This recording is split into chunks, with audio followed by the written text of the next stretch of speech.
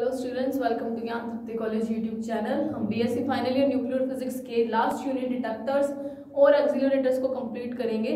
Last में हम एक एक्सीलरेटर कर चुके हैं, फर्स्ट ईयर और फाइनल ईयर को कंबाइंड। आज हम दूसरा एक्सीलरेटर करेंगे जिसका नाम होगा सिंक्रो साइक्लोट्रॉन।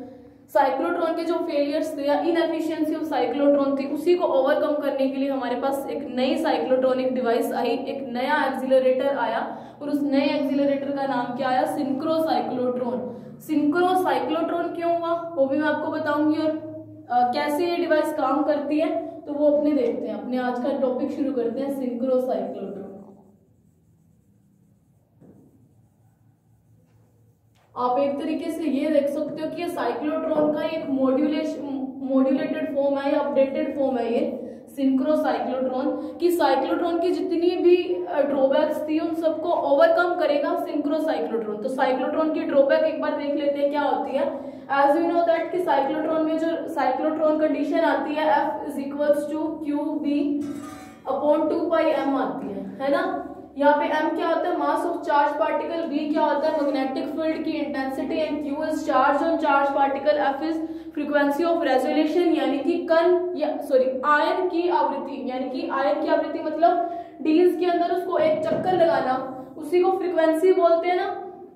तो ये आयन की फ्रीक्वेंसी। अब साइक्लोट्रॉन का काम क्या है? एक्सीलरेट करना। एक्सीलरेशन कैसे होता है? F is equals to QE इस इलेक्ट्रिक फील्ड के कारण, और इलेक्ट्रिक फील्ड और वेलोसिटी अगर सेम डायरेक्शन में हो तो हमें पता है वो एक्सीलरेट होगा, और अगर दोनों अपोजिट डायरेक्शन में हो, इलेक्ट्रिक फील्ड और v वेक्टर अपोजिट डायरेक्शन में, तो हमें पता है कि वो क्या करेंगे?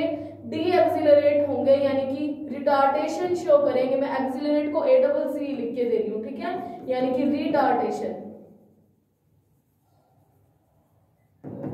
ठीक है। तो ये रिटार्डेशन शो करेंगे क्योंकि हमें पता है F is equals to QE होता है, यानी इस इलेक्ट्रिक फील्ड के कारण एक फोर्स वर्क करेगा जो चार्ज पार्टिकल्स को अट्रैक्ट करेगा अपनी डी की ओर, अपनी डीज की ओर। तो हमें पता है F is equals to QE, और न्यूटन्स लॉ से मुझे पता है F is equals to m into a होता है। तो यहाँ से एक्सीलरेशन कितना आया? F upon m।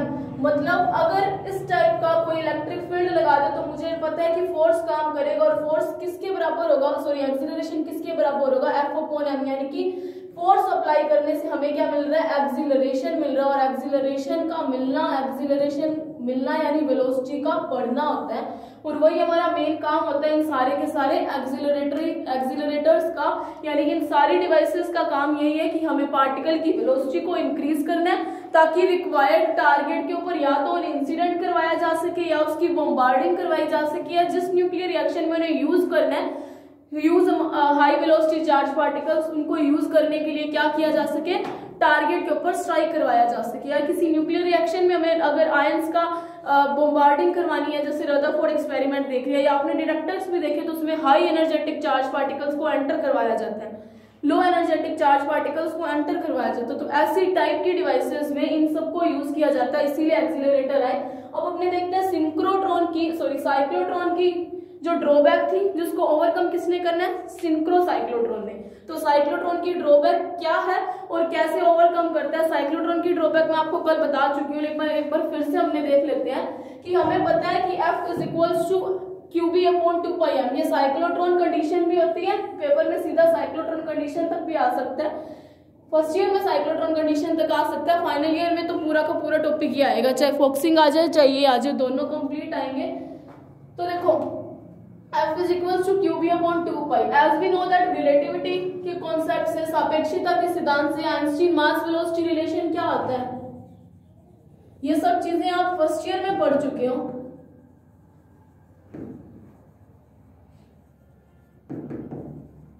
रिलेशनशिप को मैं RL लिखती हूँ, ठीक है। तो आइंस्टीन मास रिलेशनशिप मुझे पता है m is equals to m0 root 1 minus v square upon c square होता है। जब v टेंड्स टू c होता है, v जो है c को अप्रोच करना शुरू करता है, यानी रिलेटिविटी का कॉन्सेप्ट ही क्या होता है? जब किसी भी चीज की, किसी ऑब्जेक्ट की, पार्टिकल की, बॉडी की, किसी भी चीज की अगर वेलोसिटी c से या c से ज्यादा हो जाए, या तो c के इक्वल या c से ज्यादा होने शुरू हो जाए, उस कॉन्सेप्ट को बोला जाता है रिलेटिविटी, सापेक्षिकता। अब यहाँ पे देखो वेलोसिटी बढ़ा रहे हैं, और अगर एक्सीलरेटर में वेलोसिटी साइक्लोट्रॉन में v टेंड्स टू c होना शुरू करता है। तो हमें पता है जब वेलोसिटी बढ़ती है v इंक्रीजेस तो मास भी इंक्रीजेस होता है। यहाँ पे m नॉट क्या रेस्ट मास, आप सब इस चीज को समझते हैं कि ये क्या चीज मैं लिख रही हूँ। तो फिर मुझे पता है F इज इक्वल टू क्या बनेगा, QP अपॉन 2 पाई m। मुझे क्या पता है इन सब चीजों में अगर एक वेरिएबल है तो वो सिर्फ और सिर्फ एक मास ही है, बाकी सब चीजें कांस्टेंट है। साइक्लोट्रॉन में मैग्नेटिक फील्ड की जितनी स्ट्रेंथ लगा दी मैग्नेट्स को, उसके बाद उसको चेंज नहीं किया जा सकता, ना इलेक्ट्रिक फील्ड को चेंज करते हैं। तो देखो अब मास बढ़ा तो मुझे पता है फ्रीक्वेंसी घटेगी, मतलब जो सिंक्रोनाइजेशन की कंडीशन थी दो डीज के बीच के गैप में जैसे ही पार्टिकल आता था, सॉरी आयन आता था, पार्टिकल बोल रही हूँ बार बार, आयन्स आते हैं इसके अंदर, जैसे ही आयन इस गैप में आता था उसी टाइम इलेक्ट्रिक फील्ड क्या करता था, अपनी पोलैरिटी को चेंज करता था या अपने हाफ साइकिल को रिपीट करता था। ऐसा ही सोर्स हम अप्लाई करने, अगर वो अपने हाफ सर्कल को रिपीट करता था मतलब एक फिक्स टाइम पे दोनों की पोलैरिटी चेंज होती है, मतलब फिक्स टाइम पे आयन बाहर निकलेगा और इसकी पोलैरिटी चेंज होगी।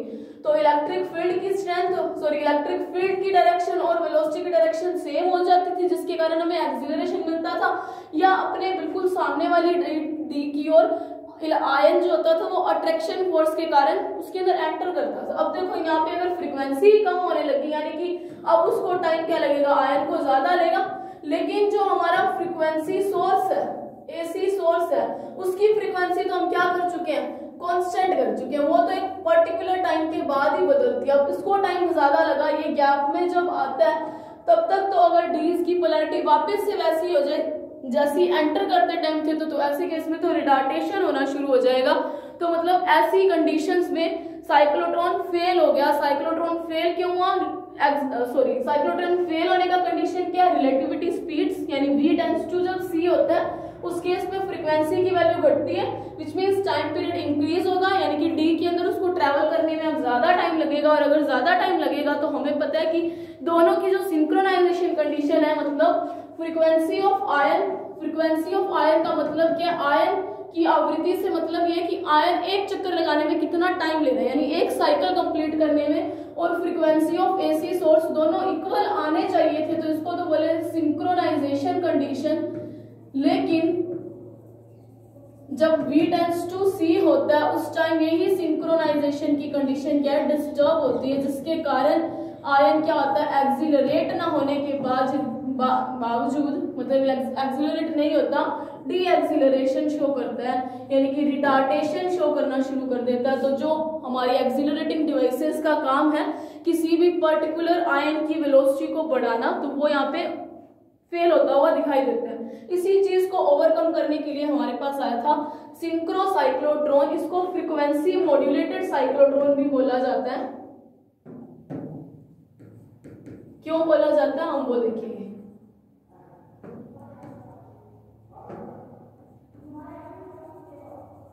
फ्रीक्वेंसी मॉड्यूलेटेड साइक्लोट्रॉन, तो पेपर में दोनों नाम से आ सकता है।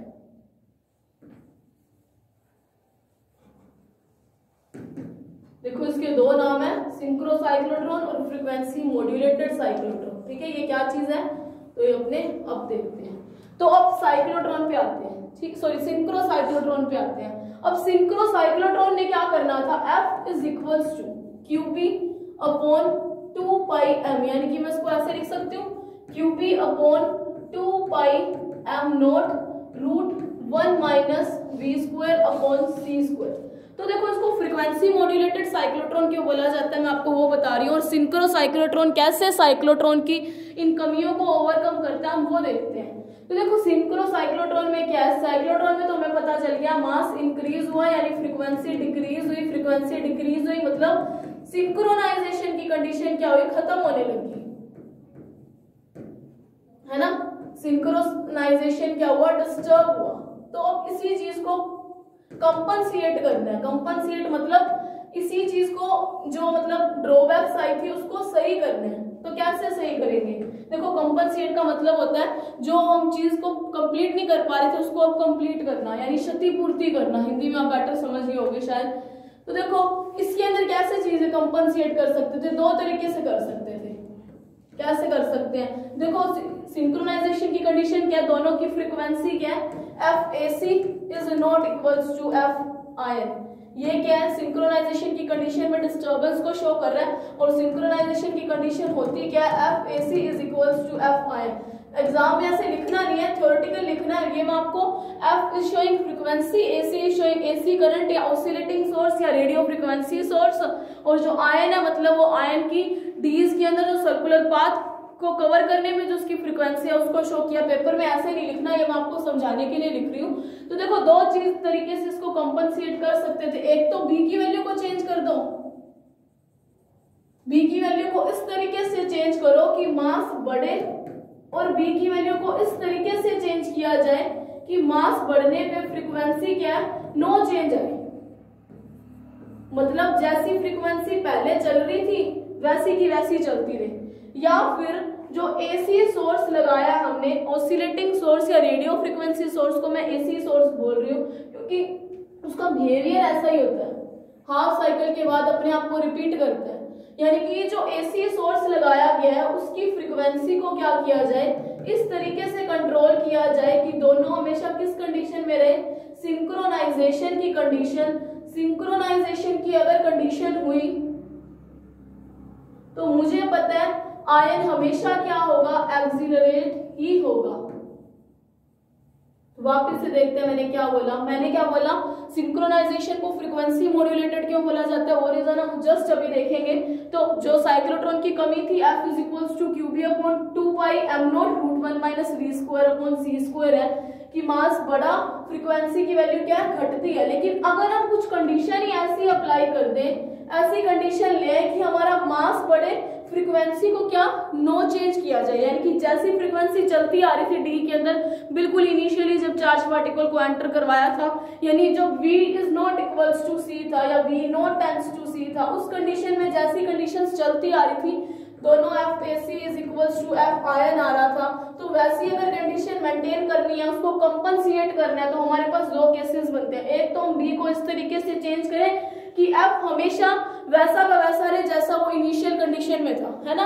या हम ये कर सकते हैं कि इस फॉर्मूले में बी आता है, या फिर हम ये कर सकते हैं कि मेन पंगा किससे पड़ रहा था, ये दोनों सिंक्रोनाइजेशन में नहीं आ रहे थे, या हम ये करते कि एसी सोर्स की फ्रीक्वेंसी कुछ इस तरीके से चेंज कर दे, कम या ज्यादा कर दे कि दोनों पार्टिकल चाहे v टेंड्स टू c हो जाए, चाहे v is not tends to c means to say v is less than c हो, दोनों कंडीशंस में क्या हो, पार्टिकल हमेशा सिंक्रोनाइजेशन की कंडीशन में रहे, यानी हमेशा एक्सिलरेट करे। सिंक्रोनाइजेशन की कंडीशन में होगा मतलब डीज में वो उसी टाइम एंटर करेगा जब इलेक्ट्रिक फील्ड की डायरेक्शन और चार्ज पार्टिकल के मोशन की डायरेक्शन मींस वेलोसिटी वेक्टर और इलेक्ट्रिक फील्ड यानी ई वेक्टर दोनों सेम डायरेक्शन में, तो ऑटोमेटिकली उनको एक्सिलरेशन मिलेगा। तो ऐसी तो जो सिंक्रो साइक्लोट्रॉन था उसमें ये कॉन्सेप्ट को यूज किया गया, यानी कि एसी सोर्स की फ्रीक्वेंसी को चेंज किया गया, एसी सोर्स की फ्रीक्वेंसी को मॉड्यूलेटेड किया गया है, यानी कि उसको इस तरीके से मॉड्यूलेटेड किया गया कि वो हमेशा सिंक्रोनाइजेशन की कंडीशन रहे,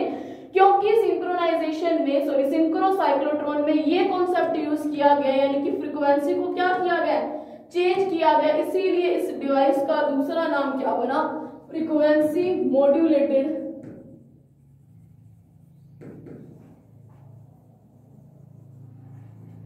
साइक्लोट्रॉन। साइक्लोट्रॉन इसलिए क्योंकि साइक्लोट्रॉन का ही ये मॉड्यूलेट एडवांस वर्जन आप मान सकते हो। तो साइक्लोट्रॉन में देखते हैं कि फ्रीक्वेंसी को कैसे चेंज किया जाता है। ये थ्योरेटिकल है, आपको सारी की सारी लाइनें लिखनी है, ठीक है। आप अपने देखते हैं कि साइक्लोट्रॉन में फ्रीक्वेंसी को कैसे चेंज किया जाता है, सिंक्रो साइक्लोट्रॉन में, सॉरी मैं बार बार साइक्लोट्रॉन बोल रही हूँ। तो सिंक्रो साइक्लोट्रॉन में फ्रीक्वेंसी को किस तरीके से मॉड्यूलेटेड किया जाता है कि फ्रीक्वेंसी ऑफ आयन और फ्रीक्वेंसी ऑफ एसी सोर्स दोनों एक दूसरे को कंपनसेट करे, मतलब मास जब बढ़ता था यानी v टेंड्स टू c जाते थे हम, यानी v is equals to c और v is more than c की कंडीशन में हमारे पास मास बढ़ने लग जाता था। मास बढ़ने से फ्रीक्वेंसी घटती थी, लेकिन उस केस में क्या होता था, सिंक्रोनाइजेशन की कंडीशन खत्म हो रही थी। खत्म क्यों हो रही थी, क्योंकि पार्टिकल क्या है उसी टाइम पे, सॉरी आयन जो है उसी टाइम पे गैप में नहीं पहुंचता जब दोनों एक दूसरे को एक्सिलरेट करें। तो ऐसी कंडीशन से बचने के लिए फ्रीक्वेंसी को किस तरीके से चेंज किया जाता है कि दोनों हमेशा सिंक्रोनाइजेशन की कंडीशन बोलूं चाहे मैं ये बोलूं दोनों हमेशा एक दूसरे को एक्सिलरेशन दें, तो इसका मतलब सेम ही होगा। सिंक्रोनाइजेशन की कंडीशन भी तब होगी कि जो गैप में उस टाइम आए जब उसको हमेशा ही एक्सिलरेशन मिले। मैं सिंक्रोनाइजेशन बोलूं एक्सिलरेशन बोलूं दोनों सेम बात है। तो इसके लिए एक चीज आती है, कॉन्सेप्ट आता है फेज स्टेबिलिटी। ये क्या चीज है हम अभी पढ़ते हैं, phase stability in synchrocyclotron.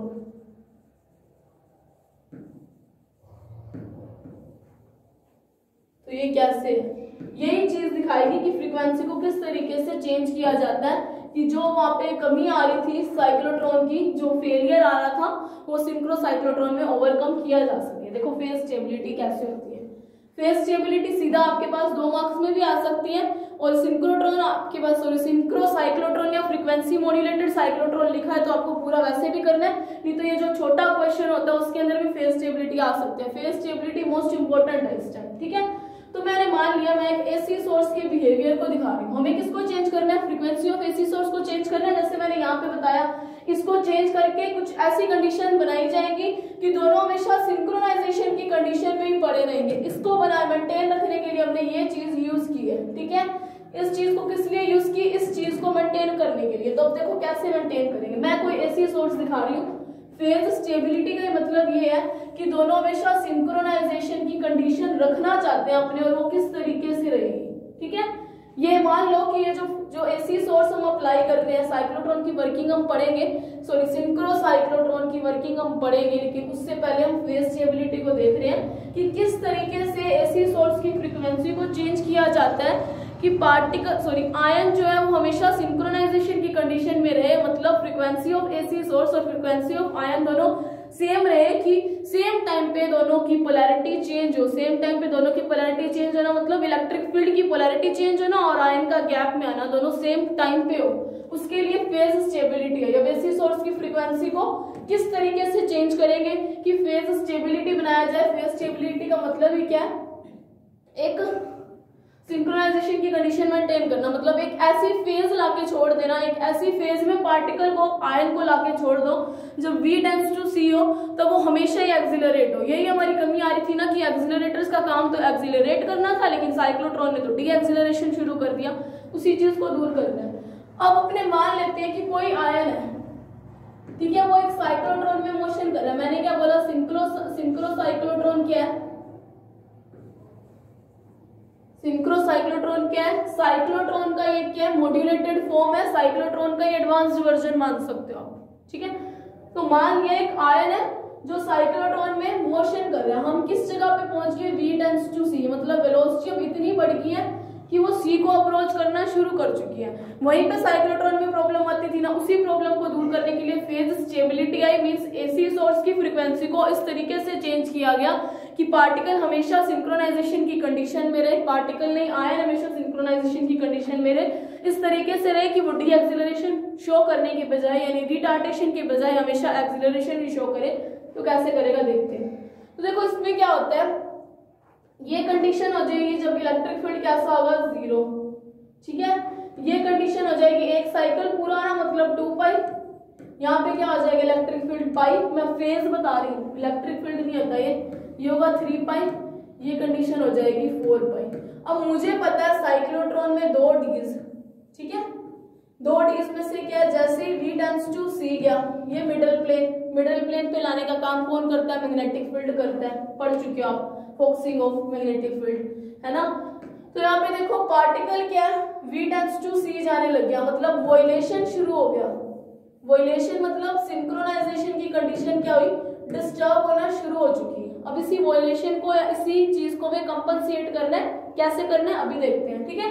Particle ने क्या किया, मान लिया कि वो जब भी गैप के अंदर एंटर करे, कि जब इलेक्ट्रिक फील्ड की अपनी जस्ट पोलैरिटी चेंज करने वाला हो, मतलब अगर पार्टिकल गैप में उस टाइम एंटर करे जब इलेक्ट्रिक फील्ड क्या है, यानी कि जो एसी वेव की जो वोल्टेज पल्स मैं दिखा रही हूँ वो पल्स कुछ इस तरीके की हो, मतलब जस्ट चेंज होगा, यानी 0 की कंडीशन में इलेक्ट्रिक फील्ड एक बार 0, या इलेक्ट्रिक फील्ड अपनी इस कंडीशन में है कि वो 2 पाई जा रहा, या इलेक्ट्रिक फील्ड इस कंडीशन में आते हैं, क्योंकि देखो टाइम ज्यादा लगेगा पहले की कंपैरिजन में, क्योंकि F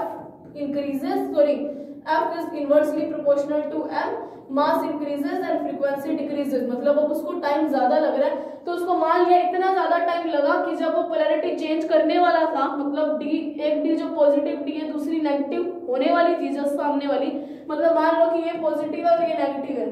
साइक्लोट्रॉन में डीज के अंदर एंटर इस तरीके से किया मैंने, कोई अल्फा पार्टिकल ले रही थी बार बार, तो यहाँ से बाहर निकला, ठीक है, बाहर निकला। अब देखो दोनों की वॉल्यूशन हो चुकी है क्योंकि V टेंड्स टू C है, चक्कर थोड़ा और बड़ा हो जाएगा साइकिल। तो ये उस कंडीशन में बाहर निकला जब AC सोर्स की जो इलेक्ट्रिक फील्ड है वो इस तरीके का, यानी वोल्टेज कैसी हो रही है, या तो 0 हो रही है या 2 पाई की कंडीशन में या 4 पाई की कंडीशन में। जब ऐसे कंडीशन में पार्टिकल आयन इस मिडिल प्लेन पे आएगा, यानी कि इस गैप के अंदर एंटर करेगा, यानी कि 0, 2 पाई, 4 पाई, सो ऑन गैप में, सो ऑन, जब वोल्टेज इस तरीके की जा रही हो, यानी इलेक्ट्रिक फील्ड जब ऐसा हो रहा हो, पल्स जो दिखाई है वो कुछ इस कंडीशन में इलेक्ट्रिक फील्ड पहुंच चुका और पार्टिकल इस टाइप में गैप में पहुंचे, तो उस टाइम क्या होगा, पार्टिकल की एनर्जी ना तो बढ़ेगी ना ही पार्टिकल की एनर्जी घटेगी। यानी कि ना तो पार्टिकल की एनर्जी बढ़ती है ना ही पार्टिकल की एनर्जी घटती है। कब नहीं बढ़ती, कब नहीं घटती, जब वो किस फेज में एंटर करे, जब इलेक्ट्रिक फील्ड कैसा हो, 0, 2 पाई, 4 पाई एंड सो ऑन चलता जा रहा, मतलब टाइम ज्यादा लगेगा। तो अब अगर उसको इतना टाइम लगाओ कि वो उस कंडीशन में पहुंच जाए जब इलेक्ट्रिक फील्ड क्या हो, 0 जा रहा हो, वोल्टेज क्या है इस तरीके से चेंज होती वाली, मतलब जस्ट वो चेंज करने वाली है अपनी पोलैरिटी डीज की, ठीक है, मतलब जस्ट अपना हाफ साइकिल कंप्लीट करने वाली है। उस कंडीशन में पहुंचे 0, 2 पाई, 4 पाई, तो ना तो पार्टिकल यानी आयन की एनर्जी ना तो बढ़ेगी ना ही घटेगी। इस कंडीशन को बोलते हैं जीरो फेज। ऐसे आयन को क्या बोलते हैं, जीरो फेज। फेज का मतलब बस इतना ही है कि उसको ऐसी कंडीशन में लाके छोड़ देना। फेज का मतलब कुछ और नहीं है, फेज का मतलब बस उसकी स्टेट को दिखाने के लिए, ठीक है।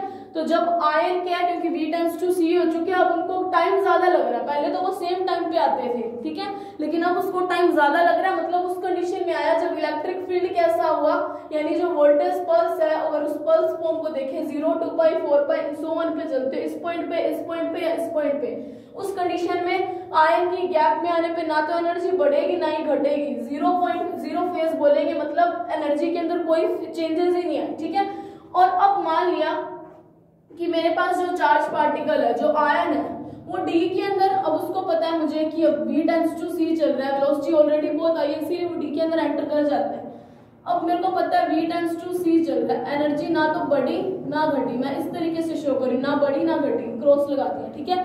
मतलब एनर्जी के अंदर पार्टिकल की एनर्जी मतलब पार्टिकल की वेलोसिटी से, ठीक है, पार्टिकल की ना तो वेलोसिटी बढ़ी ना घटी, जीरो फेज में पहुंचा, मतलब इस कंडीशन पे, इस कंडीशन पे और इस कंडीशन पे। अब मुझे पता है as V tends to C है, मास तो हमारा बढ़ता जा रहा है, तो फ्रीक्वेंसी घटती जाएगी, मतलब अगली बार उसको कोई टाइम पहले की कंपैरिजन में कुछ ज्यादा लगेगा। मतलब अगर मैं ये T1 लूं या ऐसे लूं, T इनिशियल, T आफ्टर, तो T आफ्टर जो होगा वो हमेशा ज्यादा होगा क्योंकि फ्रीक्वेंसी क्या घट रही है, फ्रीक्वेंसी इज 1/T, तो टाइम क्या होगा, बढ़ेगा। अब मान लिया कि जो चार्ज पार्टिकल है वो उस टाइम गैप के अंदर एंटर किया, किसी इस कंडीशन पे गैप के अंदर एंटर किया, नंबर 1 कंडीशन पे, मतलब जब जो पल्स थी वो ऐसी थी, ठीक है, पल्स ऐसे जा रही थी और चार्ज पार्टिकल उसी टाइम गैप के अंदर एंट्री किया, उसको मान लिया T1 टाइम मिला, लेकिन दोनों क्या फेज सेम चलती हो अगर ऐसी कंडीशन आए तो, ठीक है। मतलब क्या हुआ, इलेक्ट्रिक फील्ड जो डीज थी उसने अपनी पोलैरिटी चेंज कर दी, वो तो वापस अपनी पोलैरिटी को चेंज करने वाला, अपने हाफ साइकिल को कंप्लीट करने वाला है, लेकिन दोनों अभी भी सेम फेज में है। तो मुझे पता है वेलोसिटी भी बढ़ेगी, वेलोसिटी बढ़ेगी मतलब मास बढ़ेगा, मतलब फ्रीक्वेंसी घटेगी। तो मतलब अगली बार जब वो दूसरी डी के अंदर एंटर करके जब बाहर निकलेगा तो मान लिया उसको टाइम T1 की कंपैरिजन में कुछ ज्यादा लगेगा, क्योंकि F घट रही है तो टाइम भी घटेगा, कुछ ज्यादा लगा तो अपने मान लेते हैं कि उसको पहुंचने में, पहले वो इस जगह पे पहुंच रहा था ना पल्स के, यानी इस जगह पे नंबर 1 पोजीशन पे, अब मान लो वो इस जगह पे पहुंचेगा और उसको टाइम कितना लगा, T2। देख रहे हैं, अगर कंडीशंस बनाते जाते हैं, अगर सेम फेज में हो अभी भी, तो मुझे पता है वेलोसिटी बढ़ेगी, मतलब इलेक्ट्रिक फील्ड और उसकी स्ट्रेंथ दोनों सेम है, लेकिन मैक्सिमम स्ट्रेंथ पे एंटर नहीं किया, जब वो अपने हाफ साइकिल को कंप्लीट करने वाला था तब एंटर किया। तो मुझे पता है V बढ़ेगा, मास बढ़ेगा और फ्रीक्वेंसी क्या होगी, घटेगी, यानी कि टाइम बढ़ेगा। अगर टाइम बढ़ेगा तो अगली बार डी के अंदर एंटर तो कर जाएगा अट्रैक्शन के कारण। अगर ऐसा चल रहा हो कि जैसे यहां से बाहर निकला, या देखो मतलब ये कंडीशन ले रहे हैं, पार्टिकल ने क्या किया, डीज के अंदर क्या ये पॉजिटिव पोलैरिटी हो चुकी है और यहाँ पे अब पहुंचा है, ठीक है। मतलब मैं अल्फा पार्टिकल की बात कर रही हूँ, इसकी जो पोलैरिटी है सामने वाले की नेगेटिव हुए हुए थोड़ा टाइम हो चुका है, उसके बाद ये पहुंचा है। क्यों? क्योंकि मास बढ़ रहा है तो फ्रीक्वेंसी बढ़ रही है, मतलब उसको टाइम अब थोड़ा सा ज्यादा लगेगा। अगर ज्यादा लगेगा तो मतलब डी की तो पोलैरिटी चेंज हो चुकी है, सामने वाली डी नेगेटिव पोलैरिटी पे कब की आ चुकी है, लेकिन आयन थोड़ी देर बाद इसके अंदर एंटर किया तो उस टाइम दोनों सेम फेज में, तो वेलोसिटी बढ़ी, मास बढ़ी। अगली बार भी ऐसा हुआ कि आयन डीज के अंदर एक और चक्कर कंप्लीट करके यहां से, या हम थोड़ा सा बड़ा डी दिखाते हैं जो मैं आपको बना के दिखा रही हूं,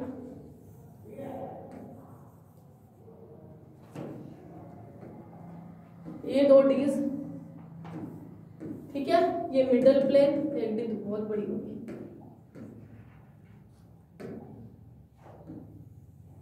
ठीक है। यानी कि ये अल्फा पार्टिकल की बात करें, ये डी पोलैरिटी पॉजिटिव भी हो चुकी है और ये नेगेटिव भी हो चुकी है। पार्टिकल कैसा है, ऐसा है, यहाँ पे पहुंचा तब तक तो कब की वो पॉजिटिव हो चुकी थी, क्योंकि दोनों की सिंक्रोनाइजेशन की कंडीशन साइक्लोट्रॉन में वॉइलेट हो चुकी है। हमें तो सिंक्रो साइक्लोट्रॉन में ऐसी कंडीशन बनाई थी किस तरीके से साइंटिस्ट ने कि वो हमेशा एक्सिलरेट हो, तो मान ले T1 टाइम उसको लगा T से कुछ ज्यादा, तो वो गैप में जब पहुंचा तो सामने वाली डी तो कब की नेगेटिव हो चुकी है, जिसके कारण उसको एक्सिलरेशन मिलेगा और डी के अंदर एंटर कर जाएगा। अब ये वाली डी फिर से पोलैरिटी चेंज करेगी, ये नेगेटिव और ये पॉजिटिव, मतलब जब उसको वापस एक चक्कर पूरा करा तो जब वो बाहर निकला तो सामने वाली डी कब की नेगेटिव हो चुकी थी, इसको T2 टाइम मतलब T1 से कुछ और टाइम ज्यादा लगा अपनी इस कंडीशन में आने के। क्यों? क्योंकि मास बढ़ रहा है, वेलोसिटी बढ़ेगी, फ्रीक्वेंसी घटेगी, टाइम बढ़ेगा, जिसके कारण वो थोड़ा ज्यादा टाइम ले रहा है। मैं सेम फेज की बात कर रही हूँ, अपोजिट फेज में भी ऐसा हो सकता है। तो अगली बार जब वो फिर से आएगा तो ये कोई फर्स्ट पोजीशन थी, ये उसकी सेकंड पोजीशन, तो इसको अब क्या इस थर्ड पोजीशन पे एंटर करेगा। दोनों सेम फेज में होंगे, इस बार भी इलेक्ट्रिक फील्ड, लेकिन पोलैरिटी चेंज करने ही वाला है, ठीक है। और अगर जब जीरो पे पहुंचेगा तब तो एनर्जी के अंदर नो चेंज रहेगा। ये तो कचरा सा होगा ना साइड वाला, ये सारा पहले हम रिमूव कर लेते हैं।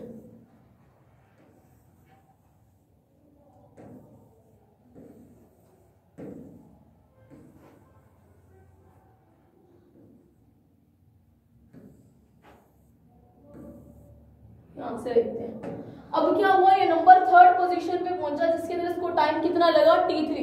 अगली बार जीरो पे पहुंचेगा, फिर अगली बार ये नेगेटिव पोटेंशियल में एंटर कर जाएगा। मतलब क्या होगा उस कंडीशन में कि ये जो दोनों डीज है, अल्फा पार्टिकल ही लेके चल रही हूं मैं, ये जो दोनों डी है, मैंने क्या बोला था, ये होमोजीनियस साइक्लोट्रॉन वाले होमोजीनियस मैग्नेटिक फील्ड वाले साइक्लोट्रॉन के अंदर एंटर कर रहा है पार्टिकल, जिसकी V टेंड्स टू C हो रही है। तो अगली बार देखो ये वाली अब अल्फा पार्टिकल है, मतलब उसको सामने वाली डी से अट्रैक्शन मिलना चाहिए, लेकिन अब वो अल्फा पार्टिकल मान लो इस डी के अंदर एंटर कर चुका था, V टेंड्स टू C हो चुकी है। अब सामने वाली डी कैसी होगी है, पॉजिटिव पोलैरिटी पे होगी, क्योंकि टाइम उसको हर बार थोड़ा ज्यादा लगेगा और ज्यादा लगेगा। और एसी सोर्स तो साइक्लोट्रॉन में क्या हो रहा था, हमेशा फिक्स फ्रीक्वेंसी टाइम पे चेंज कर रहा था, लेकिन सिंक्रो साइक्लोट्रॉन में इसी को बदला था, तभी एक्सिलरेशन ही मिला था बजाय की डी एक्सिलरेशन के। तो फिर क्या हुआ, अब जैसे ये सामने वाली डी पे है, सामने वाली डी तो पॉजिटिव होगी और अल्फा पार्टिकल भी पॉजिटिव, इलेक्ट्रिक फील्ड की डायरेक्शन हो गई ये, पार्टिकल की वेलोसिटी की डायरेक्शन गई ये,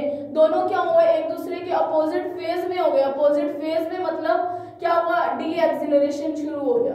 अब सिंक्रो साइक्लोट्रॉन में इसी चीज को क्या किया, चेंज किया गया कि जब पार्टिकल एक तो थर्ड पोजीशन और एक आप मान लो ये फोर्थ पोजीशन है जहां पे उसको T4 टाइम लगता है, तो सिंक्रो साइक्लोट्रॉन में क्या किया गया, जब पार्टिकल ऐसी कंडीशन में आ जाए कि अब यहाँ तक तो उसको एक्सिलरेशन मिल रहा था, काम हमारा चल रहा था साइक्लोट्रॉन से, लेकिन अब क्या हुआ, एक्सिलरेशन की बजाय हमें यहाँ पे क्या मिला, मंदन मिला, री एक्सिलरेशन, डी एक्सिलरेशन मिला, मतलब रिटार्डेशन शुरू हो गया, सिंक्रोनाइजेशन की कंडीशन खत्म हो चुकी है। इसी चीज को कंपनसेट करने के लिए सिंक्रो साइक्लोट्रॉन में क्या किया गया, फ्रीक्वेंसी को इस तरीके से चेंज किया गया, एसी सोर्स की फ्रीक्वेंसी को इस तरीके से चेंज किया गया कि पार्टिकल क्या करे, इन्हीं दो कंडीशन में क्या करे, ऑसिलेशन शो करे। मतलब यही जो 0 पॉइंट उसका है ना, जीरो फेज क्या मैं आपको बता चुकी है ना, जब पार्टिकल तब एंटर करे जब इलेक्ट्रिक फील्ड की जो फेज है वो 0, 2 पाई, 4 पाई एंड सो ऑन। इस केस में क्या होता है, ना तो एनर्जी बढ़ती है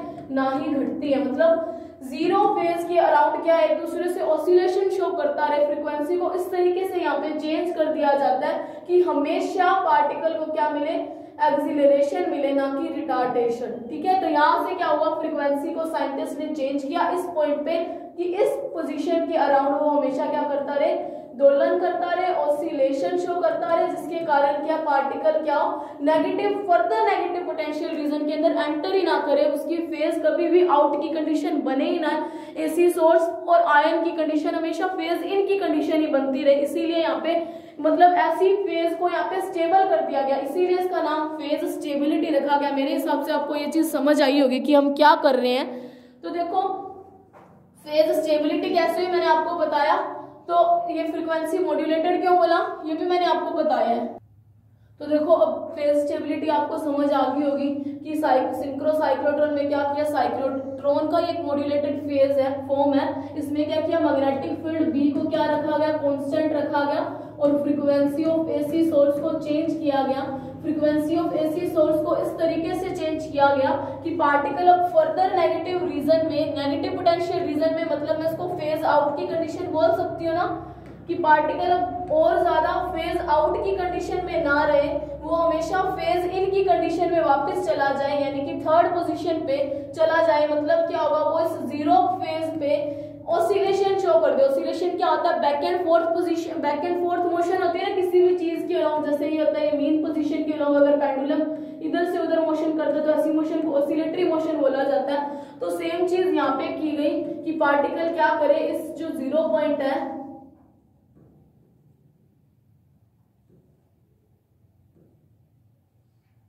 पार्टिकल क्या करे, यहाँ पे इसकी जीरो पॉइंट कंडीशन है, मतलब ना तो एनर्जी बढ़ेगी ना ही एनर्जी घटेगी, तो पार्टिकल क्या करे और ज्यादा नेगेटिव रीजन में ना जाए, मतलब रिटार्डेशन ना शो करके इसके इर्द गिर्द गति करता रहे, जिसके कारण क्या उसको रिटार्डेशन के बजाय हमेशा एक्सिलरेशन मिलेगा, क्योंकि दोनों क्या हो जाएंगे, फेज इन की कंडीशन में बने रहेंगे। फेज इन की कंडीशन आप समझते होंगे कि इलेक्ट्रिक फील्ड और जो हमारी क्या है आयन की फ्रीक्वेंसी है, यानी कि आयन का जो सर्कुलर मोशन है दोनों सेम फेज में चलता रहे। अब फेज इन की कंडीशन बनानी थी, यानी कि फेज को स्टेबल करते हैं, इसीलिए इसका नाम फेज स्टेबिलिटी दिया गया सिंक्रोसाइक्लोट्रॉन में। तो मेरे हिसाब से आपको इसकी फेज स्टेबिलिटी समझ आई होगी। अब इसकी वर्किंग पे चलते हैं कि सिंक्रोट्रॉन की वर्किंग क्या होती है। देखो सिंक्रोट्रॉन में क्या होता है, सिंक्रोसाइक्लोट्रॉन में 2 डीज की बजाय 1 डी को यूज किया जाता है।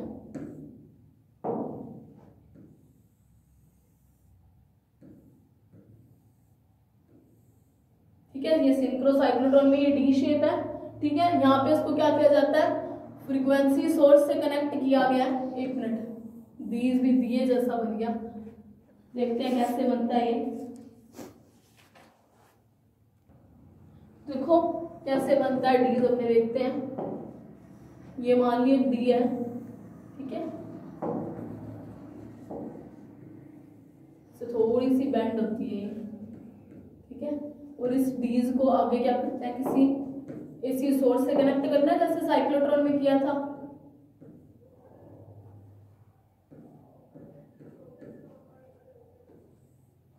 इन दोनों को आप सीधा ही एसी सोर्स लिख देना, ठीक है।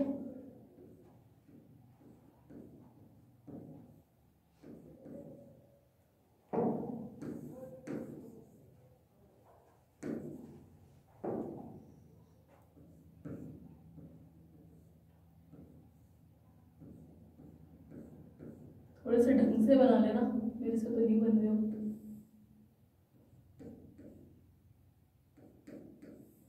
या मैं इसको डायरेक्टली एसी सोर्स शो कर देती हूँ, इन दोनों को क्या एसी सोर्स से कनेक्ट कर दिया, ठीक है। मतलब जो मेरा फ्रीक्वेंसी मॉड्यूलेटेड जो सर्किट है उसके अंदर जैसे हमें सोर्स चाहिए वैसे सोर्स से कनेक्ट कर दिया, ठीक है। और इन डीज को क्या करते हैं, वैक्यूम के अंदर रख देते हैं, ठीक है, यानी कि इस डी को, जो इस पूरे सर्किट को इसके अंदर क्या क्रिएट कर देते हैं, वैक्यूम क्रिएट कर देते हैं, मतलब निर्वात क्रिएट कर देते हैं। डायग्राम बहुत बेकार बना है, आप बुक में देख के अच्छे से बनाना। यहां से क्या होता है कि आयन सोर्स को एंटर करवाया जाता है, यहां से,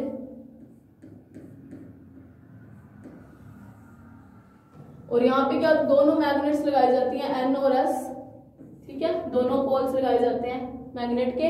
और इस डी के अंदर डी के अंदर आयन क्या करता है, सर्कुलर मोशन शो करते हैं। ये एसी सोर्स लगाया गया जो फ्रीक्वेंसी को चेंज करेगा। यहाँ पे कुछ डिफ्लेक्टर्स भी लगाए जाते हैं। डिफ्लेक्टर्स इसलिए कि वो सर्कुलर पाथ जो है सारे के सारे आयंस का एक जैसा चलता रहे, ठीक है।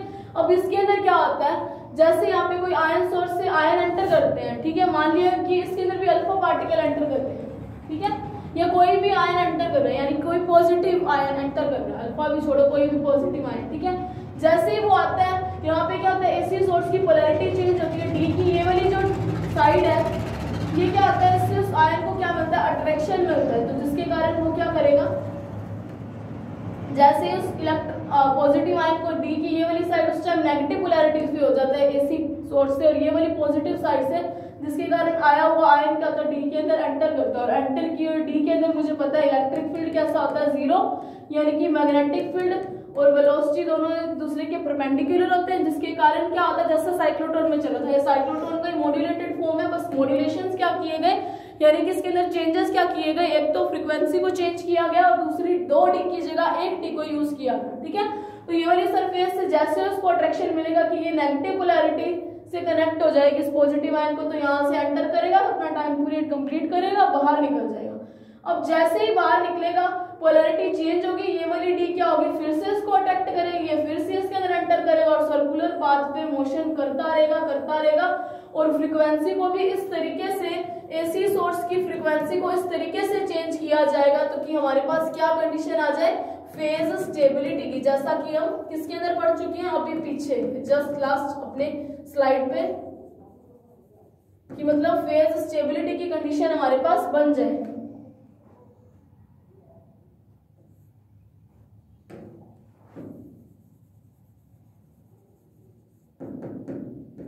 फेज स्टेबिलिटी कंडीशन बनेगा, पार्टिकल सर्कुलर पाथ पे आयन सर्कुलर पाथ पे मोशन करते जाएंगे। जब रिक्वायर्ड अमाउंट ऑफ हमें क्या मिल जाएगी, एनर्जी मिल जाएगी पार्टिकल्स को, तो पार्टिकल्स को क्या करेंगे, किसी विंडो के थ्रू टारगेट पे इंसिडेंट करा दिया जाएगा। और यहाँ पे क्या होता है, पहले तो वहाँ पे जो साइक्लोट्रॉन था वहाँ पे बॉम्बार्डिंग होती थी, यहाँ पे एक चीज चेंज होगी, यहाँ पे क्या होगा, ब्रस्ट होगा आयंस का, मतलब एक ही पॉइंट पे, जैसे ये टारगेट इस एक ही पॉइंट पे सारे के सारे आयन एक साथ पहुंचेंगे, ठीक है।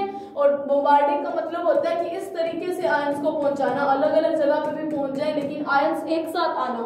और ब्रस्ट का मतलब क्या होता है, किसी एक ही पॉइंट पे सारे के सारे आयन आके अपनी बॉम्बार्डिंग शुरू कर दे। तो वापस से देखते हैं, इसके अंदर 2 डी की जगह 1 डी होता है, वैक्यूम क्रिएट किया जाता है, M2S मैग्नेटिक पोल्स लगा दिए, मैग्नेट्स लगा दी ताकि मैग्नेटिक फील्ड मिले। कैसा मैग्नेटिक फील्ड, बी जब क्या हो, कांस्टेंट रहे, मतलब मैग्नेटिक फील्ड की स्ट्रेंथ के अंदर कुछ चेंजेस नहीं किए। डी के अंदर क्या हुआ, जैसे ये डी के अंदर एंटर करेगा, इसको क्या मिलेगा, एक्सीलरेशन मिलेगा, क्योंकि पोलैरिटी चेंज हो चुकी है, पॉजिटिव पोलैरिटी वाला। जैसे ही डी के अंदर एंटर करेगा तो ये सरफेस क्या होगी, उसको अट्रैक्ट करेगी, जिसके कारण मैग्नेटिक फील्ड उसको सर्कुलर पाथ पे, स्पाइरल पाथ पे मोशन करवाएगा। और पार्टिकल की जब इनफ अमाउंट ऑफ एनर्जी हमें मिल जाएगी तो उसको टारगेट के ऊपर जैसे ही स्ट्राइक करवाया जाएगा तो टारगेट के अंदर पार्टिकल्स की बॉम्बार्डिंग ना होकर ब्रस्ट होता है, मतलब एक पॉइंट पे सारे के सारे पार्टिकल्स आके कलेक्ट होने शुरू हो जाते हैं। तो काम सेम है, एक्सीलरेशन मिला, लेकिन एक चीज की कमी जो थी वो खत्म हुई कि दोनों को रिटार्डेशन भी मिल सकता था, लेकिन एसी वोल्टेज की सोर्स इस तरीके से चेंज की गई